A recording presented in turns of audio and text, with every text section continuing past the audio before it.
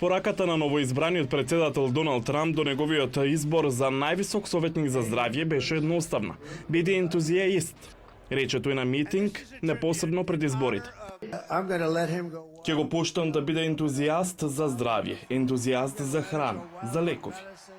Слободата на Кенеди во оделот за здравје и човекови услуги ги вклучува државните здравствени агенции и медицинските истражувања, заедно со здравственото осигурување финансирано од владата за повеќе од 140 милиони луѓе.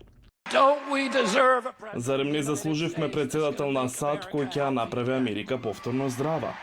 Кенеди е адвокат за животна средина. Неговиот вујко беше поранешниот председател Џон Ф. Кенеди, а неговиот татко беше поранешен јавен обвинител Роберт Ф. Кенеди. Тој се кандидираше за председател оваа година како независен кандидат, напуштајќи ја Демократската партија, која рече дека неговиот татко и вујко не би ја препознале, делумно поради, како што вели, врските на партијата со големите фармацевски компании.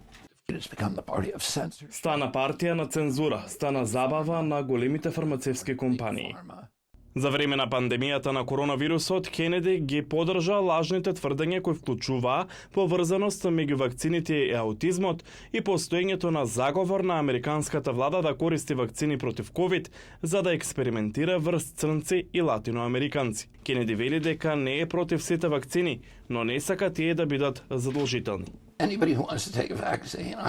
Секој кој сака да земе вакцина нема да го спреча. Ако сакате вакцини или ако сакате да ги вакцинирате вашите деца, тие вакцини ќе бидат достапни.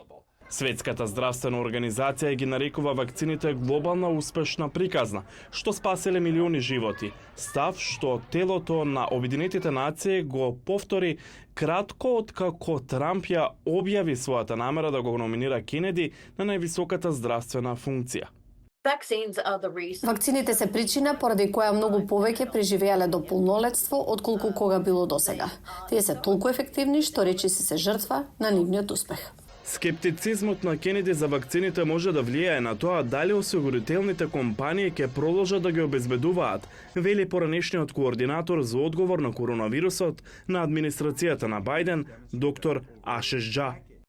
Роберт Кенеди Џуниор, мислам, со децении покажа дека не ги разбира основните на научното размислување и ригорозните анализи. Тој кажува работи што се сосема погрешни и се занимава со теории на заговор.